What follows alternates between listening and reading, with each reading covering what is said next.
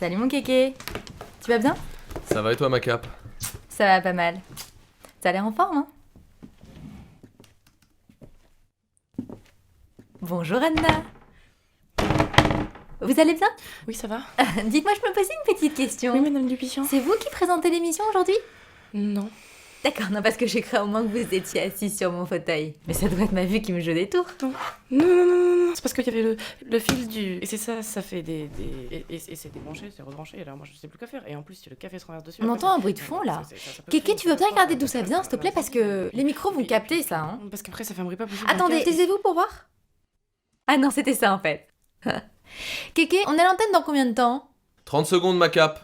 Bon, bah c'est parfait. Si l'invité sait se téléporter, on est dans les temps. Dites-moi, ma petite Anna, vous voudriez pas faire une petite animation là autour du thème de la dépression? Pour faire patienter les auditeurs, vous voyez, ça serait bien. C'est vrai? Ouais? Ah oui. Ça vous plairait? Ah oui, beaucoup. Oui? Merci. Oui.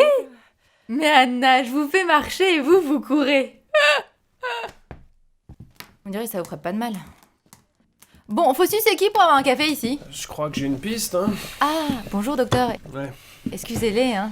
Installez-vous, je vous en prie. ouais, c'est ça. Vous avez eu du mal à trouver, non? Si vous aviez une assistante qui donnait les bons numéros de rue, ça aiderait, quoi. Antenne dans 5, 4, Ça finit quand votre période d'essai, 3, Anna? 2, 1... Il est 7h-13 sur France Cul. Nous nous sommes réveillés vivants et c'est tant pis.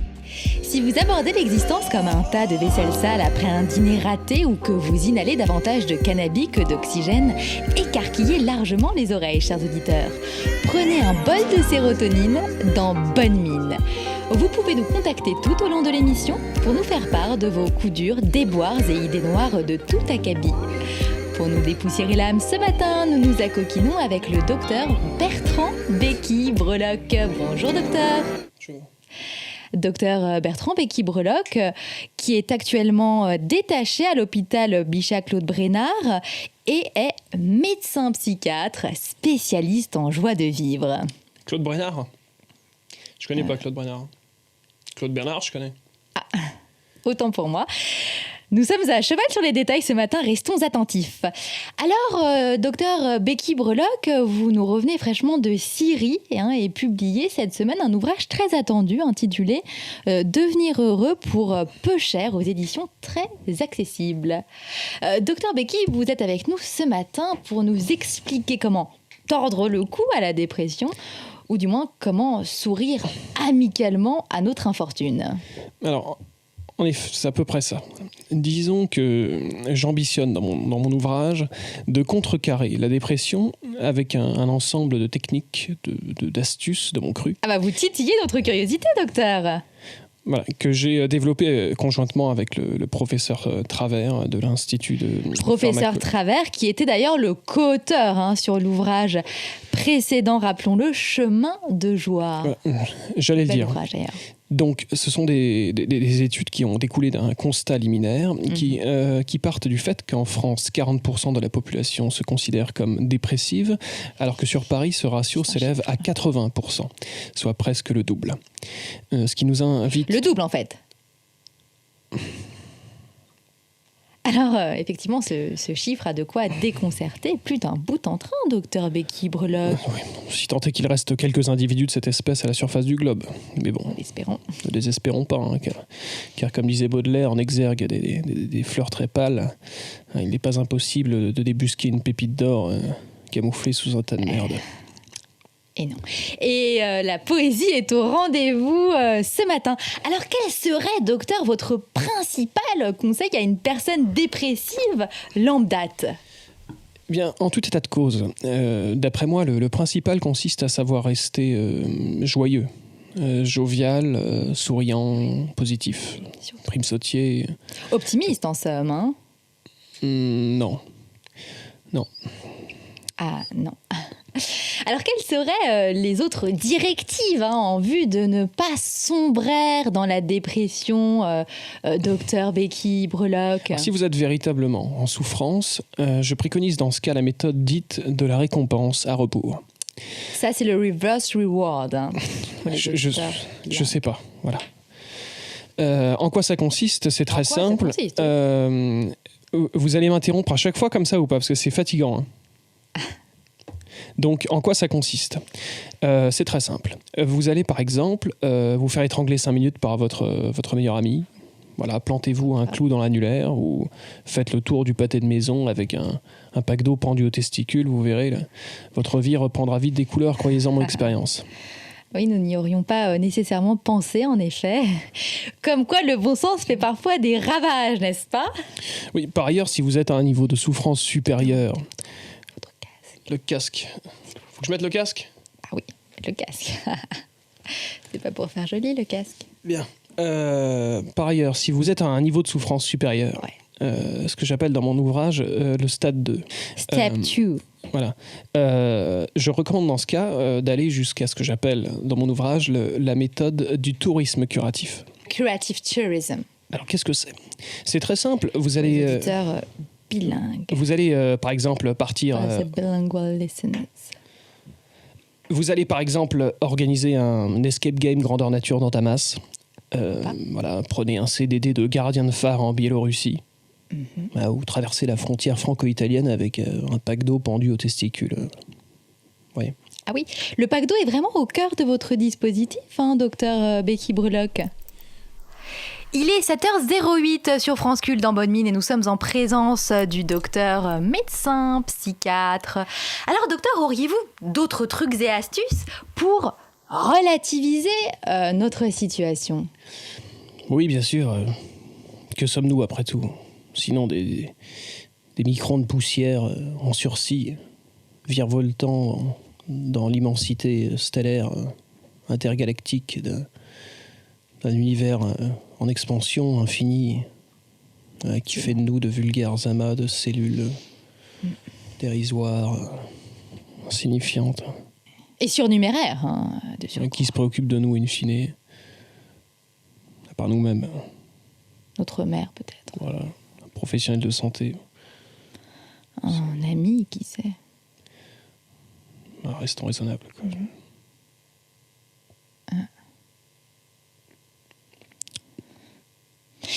La positive attitude est de mise ce matin dans Bonne Mine. Alors, docteur, auriez-vous d'autres conseils éventuellement à donner aux auditeurs ? Est-ce que vous recommandez par exemple à ceux-ci de consulter ? Non, je leur conseille d'acheter mon livre. Déjà, ce serait la meilleure des choses.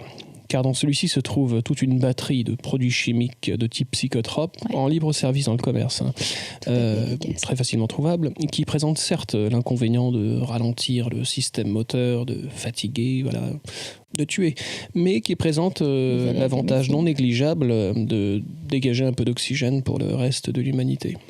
Tout à fait. Alors, en parlant d'oxygène, nous recevons à l'instant un appel d'Anastasia. Anastasia, 13 ans et quart, qui nous appelle de Roubex. Bonjour Anastasia.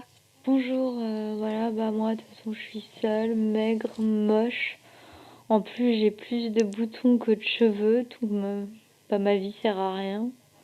Là je suis en train de m'ouvrir les veines avec un compas. Qu'est-ce que je peux faire ? L'avis du spécialiste éventuellement pour venir en secours à Anastasia. Entaillé ma petite, entaillé dans le sens de la longueur. Hein. Dans le sens de la largeur, c'est les orbettes, ça ne fonctionne pas. Un peu d'humour pour nous ragaillardir ce matin dans Bonne Mine, effectivement. Alors, quel serait le conseil que vous donneriez à Anastasia ? Un conseil peut-être un peu plus concret, docteur, pour lui venir en aide ? Écoutez, au bout d'un moment, je suis pas magicien, donc écoutez ma petite Euthanasia. Agrémentez votre vie d'un Stilnox matin, midi et soir, d'un Malox au coucher, puis d'un Viandox à minuit, et puis vous serez de nouveau sur les rails d'une vie épanouie. Hein. Oh non, ça va couper, je rentre dans un tunnel. Si c'est le tunnel avec une lumière au bout, on risque d'être coupé pour un moment. Hein. Allô ? Allô ? Nastasia. Ah, ça a raccroché apparemment. Alors, au revoir Anastasia. Joseph de Beaujeu, Saint-Vallier-Pierre-Juc, c'est Quitter, est en ligne avec nous. Bonjour Joseph. Bonjour Marie-Capucine. J'ai 41 ans, je suis sagittaire. Ouais. J'ai fait du badminton au lycée. Je suis marié, heureux. Mais je m'arrache les sourcils. Ah. Pourquoi vous extrayez-vous les sourcils, Joseph? Quelle étrange coutume! Pour garnir mon sourcilier. Ah, nous sommes en présence d'un esprit créatif ce matin dans Bonne Mine, docteur. En plus, j'ai une pratique étrange. Je me coupe également les doigts. Ah, pourquoi vous coupez-vous les doigts, Joseph? Pour son doigtier, j'imagine. Ce serait possible de cesser de m'interrompre, s'il vous plaît. Ah bah excusez-nous, Joseph, nous vous écoutons. Allô? Joseph? Oh. Allô? Ah, Joseph aurait-il rejoint Eunastasia au pays des tunnels? Qu'à cela ne tienne, nous recevons à l'instant un SMS de Catherine d'Aix-les-Bains, Catherine, 33 ans. J'ai trouvé l'amour et mon point G. Je fais le métier de mes rêves, j'ai 2 enfants merveilleux. Comme quoi le bonheur existe. Voilà, donc là, j'attendais ce moment avec impatience. Voilà, donc là, nous avons affaire à un cas typique de dépressome, c'est-à-dire une dépression fantôme. Toute personne qui se trouve en bon état de santé est en réalité à son insu en dépressome. En tout cas, elle le croit qu'elle est en bon état de santé. Toute personne qui en fait est bien portante, gaie et repue, va se trouver en réalité dans une situation où elle ignore tout simplement ses symptômes. Ça crée des personnes tout à fait radieuses qui vont un jour confondre la fenêtre du 5e avec leur porte d'entrée. Ah, attention, ouvrons les yeux et fermons les fenêtres, chers auditeurs. Mais quels seraient les symptômes dissimulés donc de la dépressome, docteur Brocky-Belloc et inversement? Je dois avouer que l'enthousiasme et la joie de vivre sont tout de même des symptômes à ne pas négliger, des signes précurseurs. Vous savez, les individus qui caracolent sans cesse, les spécimens de les type... véganes. Non, pas les véganes. Non, les personnes, vous savez, qui ont tendance à être bien portantes. Les spécimens de type... laissez-moi parler, vous allez comprendre. Excusez-moi. Les spécimens de type non-fumeurs sportifs. Tout ça, ce sont des dépressifs, des dépressomifs, qui vont en fait polluer leur propre vie et d'ailleurs, de temps en temps, celle des personnes qui se trouvent autour. Donc je vous invite vraiment à surveiller de très près ces symptômes. Tout à fait.